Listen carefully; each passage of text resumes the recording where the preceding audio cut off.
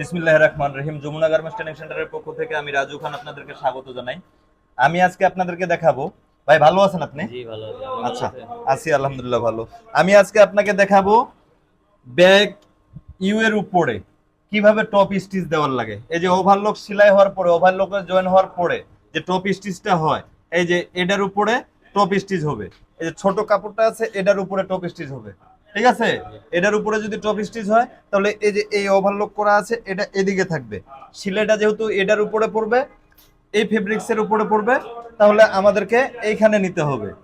দেখেন, এখান থেকে শুরু করে এই কাপড়টাকে সুন্দর মতো এখানে টপ স্টিচ হয়ে গেল, ঠিক আছে? জি। এই যে দেখেন, আমি এখানেই কাজ শিখাই। এখানে গার্মেন্টস মেশিনের সাহায্যে পুরুষ ও মহিলাদের কাজ শেখানো হয়। তাই আপনারা চলে আসুন যমুনা গার্মেন্টস ট্রেনিং সেন্টারে, কাজ শিখুন, অপারেটর হন আর বেকারত্ব দূর করুন। এই যে এই হলো ব্যাক ইউ এর উপরে টপ স্টিচ। দেখেন সেলাইটা কি সুন্দর ফুটছে, জি। হ্যাঁ?